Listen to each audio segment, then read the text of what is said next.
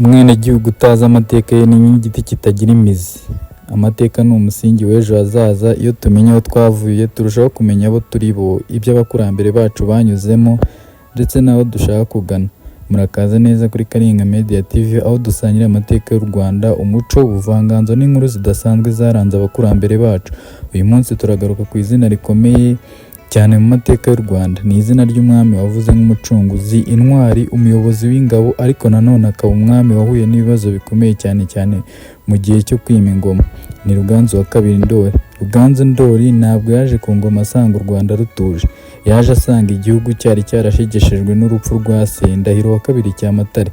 Intambara, amakimbirane y'abakomokaga ku ngoma ndetse n'ibihugu byari byarigometse ku Rwanda.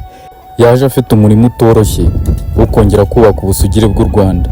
Ariko se ubundi Ruganzu Ndoli yari muntu ki? Yavukiye kuki? Yahungiye i Karagwe? Ni iki cyatumye agaruka mu Rwanda?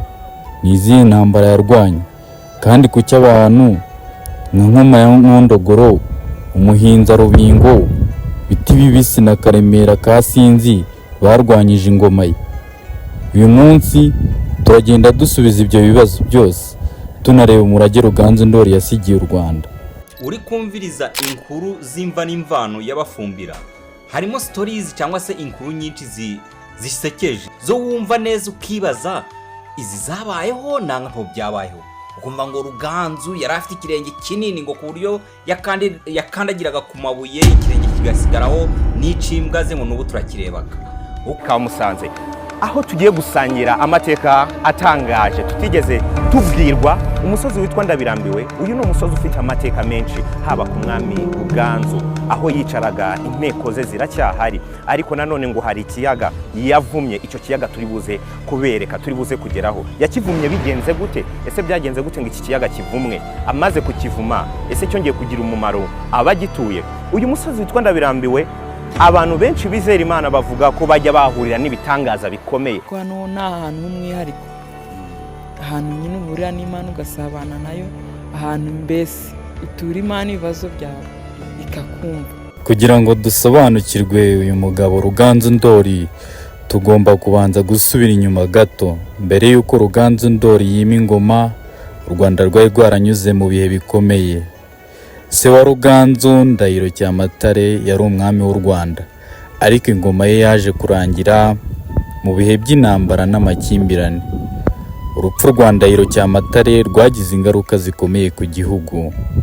Ruganzu yari akiri muto kubera umutekano muke, we na nyina Nyirarumaga bahungira Karagwe ka Bahinda. Aha niho ubuzima bwa Ruganzu bwatangiriye gufata indi ntera. Ubuhungiro ntabwo bwamubereye gusa igihe cyo guhunga intambara, bwamubereye ishuri ry'ubuzima. Niho yakuriye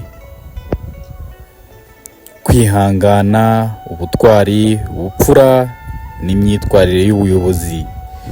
Kandi hari ikintu cy'ingenzi tugomba kwibuka. Ruganzu ntiyagarutse mu Rwanda nk'umwana wari uje kureba igihugu cye. Yagarutse afite intego yo kongera gufata ingoma ya se.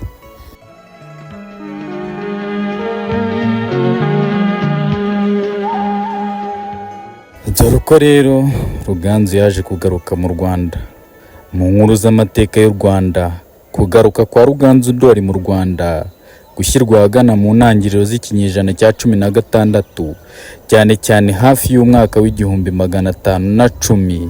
Icyo gihe u Rwanda rwari rufite ikibazo gikomeye.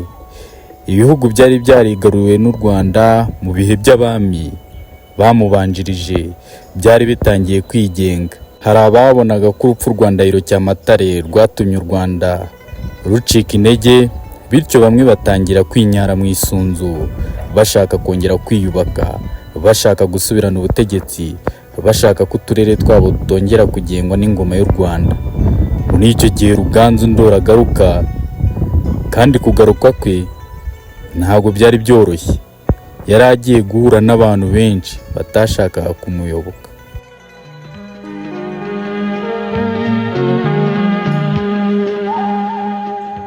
Ruganzu Ndoli yagarutse mu gihugu afite umugambi wo kugarura ubusugire bw'u Rwanda. Yari umwami w'intambara, ariko intambara ze ntizari izo gusa izo kurwana n'abanyamahanga. Yagombaga guhangana n'abari barigometse ku ngoma. ni ukuvuga ko ikibazo cyari gifite impande ebyiri. Ku ruhande rumwe hari abanzi bo hanze, ku rundi ruhande hari abanzi b'imbere mu gihugu, kandi rimwe na rimwe ibibazo by'imbere byashoboraga kuba bikomeye kurusha ibitero byaturukaga hanze. Ni muri urwo rwego Ruganzu Ndoli yagiye ahura na za kidobya zitandukanye. Umwe mu bantu bakomeye cyane barwanyije Ruganzu Ndoli yari Nkoma ya Nkondogoro. Inkuru z'amateka zivuga ko Nkoma yari afitanye isano n'umuryango w'Ababanda, kandi ko yari yarabaye umuntu ukomeye mu gace ka Nduga. Aho ni ikibazo cyatangiriye. Nduga yari yarigaruriwe n'u Rwanda mu bihe by'abami babanjirije, ariko nyuma y'amakimbirane yari amaze kuba ku ngoma ya Ndahiro Cyamatare, bamwe mu banyanduga batangiye kubona amahirwe yo kongera kwigenga. Nkoma ya Nkondogoro nawe umwe mu barwanyaga ingoma ya Ruganzu. Inkuru zimwerekana nk'umuntu wari ufite ububasha n'ijambo rikomeye mu Babanda. Hari n'inkuru zivuga ko umuryango we wari uzwi cyane mu bijyanye n'uburozi no gucuragura, ndetse ko Nkoma yari yaramenyekanye cyane muri uwo murimo. Icy'ingenzi kuri twese ntabwo ari ugushimangira niba izo nkuru zose zari ukuri mu buryo bwa none, ahubwo ni ukureba icyo zitubwira ku buryo abantu bo muri icyo gihe bumvaga ububasha.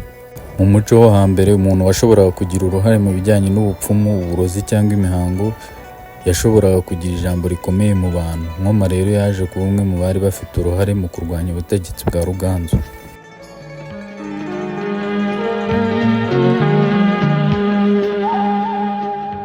Iyo urebye uburyo Ruganzu Ndoli yakoraga, ubona ko atari umwami wicaraga kure y'ibibazo. Inkuru zivuga ko yashyize ingoro ye i Mata ya Muhanga mu gace ka Marangara, ahateganye n'aho Nkoma ya Nkondogoro yari atuye. Kubera iki? Kugira ngo arusheho kumenya no guhangana n'uwo mwanzi. Ni uburyo bw'ubuyobozi bwari bufite ubutumwa bukomeye. Ruganzu Ndoli yagiye avuga ngo ntabwo ndi umwami uzicara kure y'ibibazo by'igihugu. Ruganzu yashakaga kwegera ikibazo kiri, kandi amaherezo imigambi ya Nkoma yo kwigaranzura Ruganzu ntabwo yayigezeho. Ruganzu yaje guhashya abo barwanyaga ingoma ye. Nduga yongeye kugengwa ku Rwanda.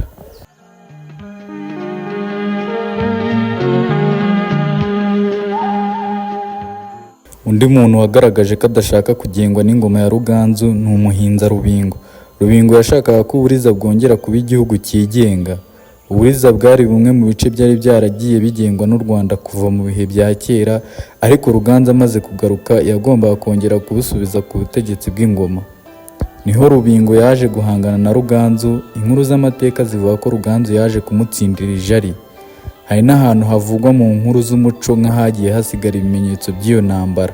Hari amazina n'inkuru z'amazi ajyanye n'abatabazi ba Ruganzu. Ayo mazi avugwa nk'aho abatabazi bajyaga bayanywa mbere yo kujya ku rugamba.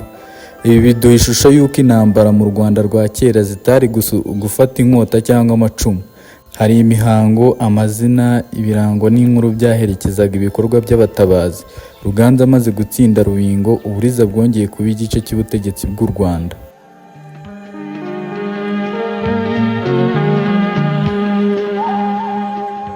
Undi muntu ukomeye cyane mu nkuru ya Ruganzu Ndoli ni Biti Bibisi. Biti Bibisi yari umutoni wa se wa Ruganzu, Ndahiro Cyamatare. Ndahiro yari yaramugabiye akarere ka Musaho ya Rubengera.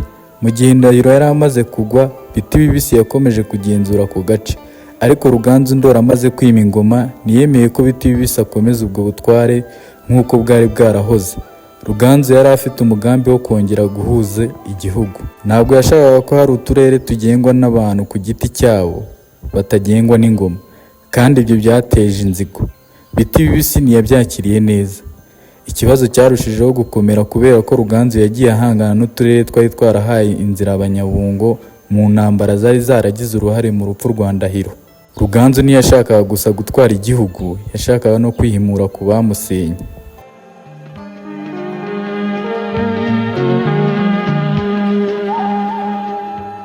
Mu barwanyije Ruganzu Ndoli harimo n'abakomoka mu muryango w'Abanyiginya.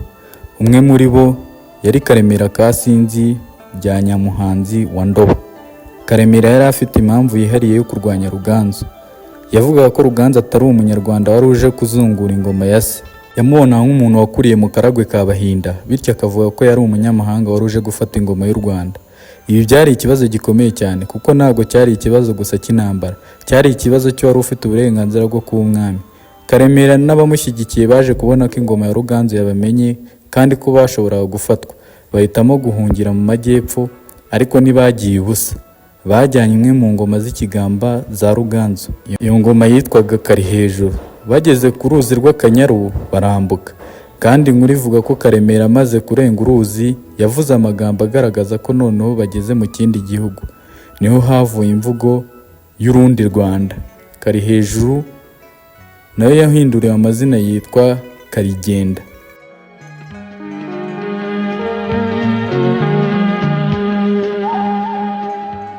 Inkuru ikomeza ivuga ko Karemera Kasinzi yageze mu gihugu cyaje kumenyekana cyane nk'u Burundi, aho yasanze hari indagu yari imaze igihe ivuga ko igihugu kizategekwa n'umuntu uzica intare. Yari yarabaye igisimba giteye ubwoba. Karemera ngo yaje kuyica, abantu bamunamo ubutwari baramwimika, ahabwa izina ry'umwami rya Ntare Karemera. Kandi iyi nkuru ifite umwanya ukomeye mu mateka y'u Rwanda n'u Burundi. Hari abahanga mu mateka bagiye bagaragaza isano riri hagati y'amateka y'ingoma z'u Rwanda n'u Burundi. Hari n'ibitekerezo biba ku isano y'imiryango imwe y'abami. Ariko aha ni ngombwa kugira ubushishozi. Amateka muri icyo gihe yagiye atugeraho binyuze mu bisigo, imigani, imvugo z'abiru, imigenzo n'ubuhamya byanditswe bikandikwa nyuma. Bityo hari ibintu tugomba gufata nk'inkuru gakondo cyangwa imigenzo y'amateka, aho kubifata nk'ibintu byose byemejwe n'ibimenyetso byanditse. Icyo dushobora kuvuga ni uko ubutegetsi bwa Karemera n'abamukurikiye bwaje kugira uruhare mu mateka y'u Burundi, kandi kwigomeka kw'abantu bo kwa Nyamuhanzi ku ngoma ya Ruganzu kwaje kugira ingaruka z'igihe kirekire. Mu bihe byakurikiyeho, u Burundi bwagiye bugira intambara n'u Rwanda.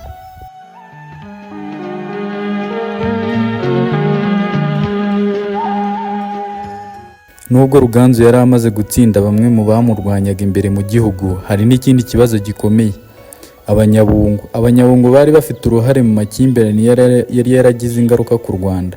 Ruganzu rero yari afite umugambi wo kwihimura. Yashakaga gusubiza u Rwanda ibice byari byaravanyweho ubutegetsi bw'ingoma, kandi icyo gihe nicyo cyatumye ingoma ye irangwa n'intambara nyinshi. Hari abashobora kwibaza bati, ese kuki Ruganzu yarwanaga cyane? Igisubizo kiri mu bihe yari arimo. Ntabwo yari mu Rwanda rw'amashuri, imihanda n'amategeko yanditse nk'uyu munsi. Ubutware bw'igihugu bwashingiraga cyane ku bushobozi bwo kurinda imbibi, guhuza ibihugu, kubaka ubudahemuka no gutsinda abashakaga kwigenga. Ruganzu rero yagombaga kuba umwami w'ingabo.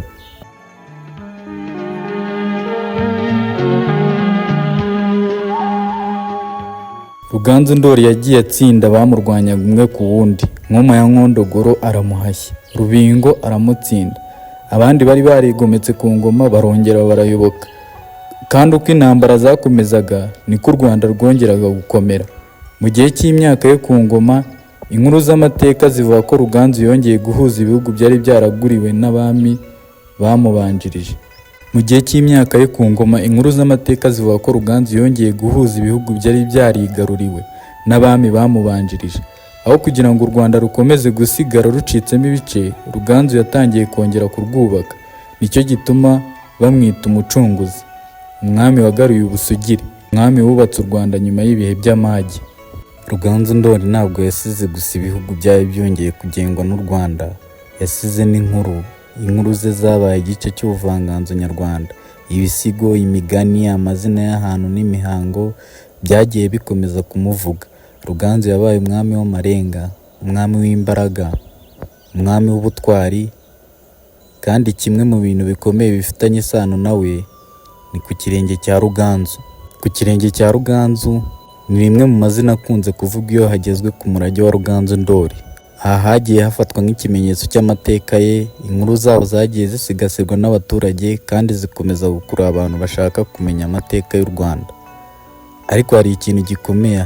Amateka ntabwo aba mu bitabo gusa. Amateka ashobora kuba mu ibuye, mu izina ry'umusozi, mu ruzi, mu mwanya w'intambara, mu kirenge cy'umwami w'intwari, cyangwa se mu kirenge cy'uwari intwari, mu nkuru y'umuryango no mu ndirimbo y'umusaza yumvise ku bakurambere be.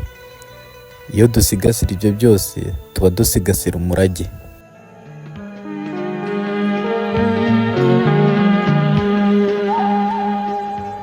Hari ikibazo tugomba kwibaza. Ese Ruganzu Ndori yari umwami w'intambara gusa? Oya. Nubwo intambara arizo zamenyekanishije izina rye, umugambi wazo wari uwo kongera kubaka ubutegetsi bw'u Rwanda. kandi mu by'ukuri umuyobozi w'igihugu ntapimirwa gusa ku ntambara yatsinze, apimirwa no ku icyo izo ntsinzi zasize. Ruganzu yashakaga ko u Rwanda rwunze ubumwe, yashakaga ko ibihugu byari byarigometse byongera kuyoboka, yashakaga ko u Rwanda ruba igihugu gifite imbaraga, kandi mu rwego rw'amateka y'u Rwanda izina rye ryaje kuba kimwe mu bimenyetso by'icyo gitekerezo.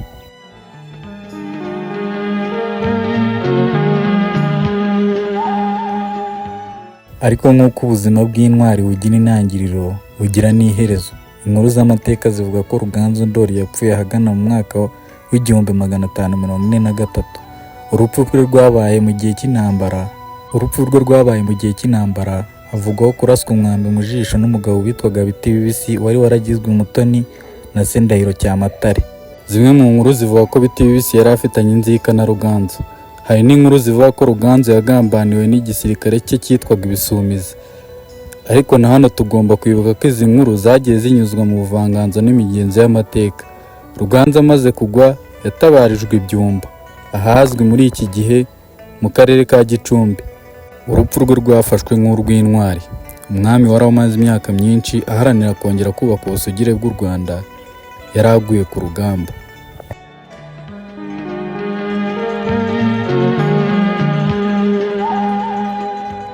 Wakwibaza uti kubera iki nyuma y'imyaka myinshi cyane kuki Ruganzu Ndoli yakomeje kuba umwami ukomeye mu mateka y'u Rwanda? Igisubizo ni umurage. Ruganzu yasize umurage w'ubutwari, yasize umurage wo kwihangana, yasize umurage wo guharanira ubumwe, yasize n'inkuru zatumye ibisekuru byinshi bikomeza kumwibuka. Ariko hari n'isomo rindi rikomeye. Ruganzu yagarutse mu gihugu cyari cyacitsemo ibice. Ntabwo yasanze ibintu byoroshye, yasanze abanzi, yasanze abigometse, yasanze abashidikanye ku burenganzira bwe ku ngoma, yasanze ibihugu byari byarigometse. Ariko ntiyahagaritse urugendo, yarakomeje.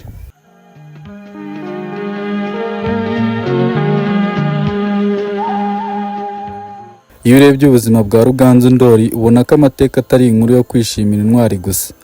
Ni ishuri. Ruganzu atwigisha ko igihugu gishobora guhura n'ibihe bikomeye ariko kikongera kikiyubaka. Atwigisha ko ubuyobozi busaba ubutwari, atwigisha ko ubumwe bw'igihugu busaba imbaraga, kandi atwigisha ko umurage w'umuntu ushobora kurenga ubuzima bwe. Ruganzu yarapfuye ariko izina rye ryarakomeje. Inkuru ze zarakomeje, ibisigo bye byarakomeje, ahantu hafitanye isano nawe harakomeje, kandi kugeza uyu munsi turacyavuga tuti Ruganzu Ndoli.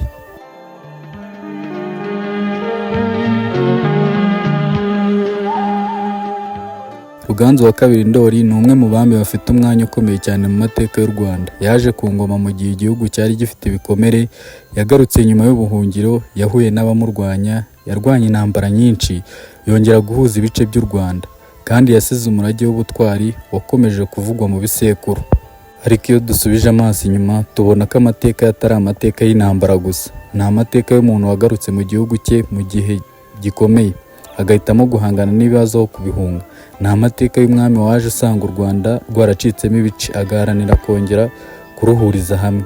Ni amateka y'umuntu waje guhindura igice cy'umuco n'ubuvanganzo nyarwanda, kandi hari isomo rikomeye kurusha ayandi. Umwenegihugu utazi amateka ye ni nk'igiti kitagira imizi. Iyo tutazi aho twavuye biragorana kumenya aho tugana. Iyo tutazi ibibazo abakurambere banyuzemo dushobora gusubiramo ayo makosa. Iyo tuzi amateka yacu turushaho gusobanukirwa umuco wacu, igihugu cyacu n'indangagaciro twasigiwe. Ruganzu Ndoli yaragiye ariko inkuru ye iracyari hano, mu bisigo, mu migani, mu mazina y'ahantu, mu buvanganzo no mu mitima y'abavuga amateka y'u Rwanda. Niba iyi nkuru yagufashije kumenya byinshi kuri Ruganzu wa kabiri Ndoli, kanda kuri subscribe kuri Karinga Media TV, ukande like kandi wandike muri comment umuntu cyangwa umwami cyangwa andi mateka y'u Rwanda wifuza ko twazavugaho ubutaha. Amateka ni umurage wacu twese. Murakoze cyane gukomeza kuba kumwe na Karinga Media TV. Tuzongera guhura mu yindi nkuru y'amateka y'u Rwanda.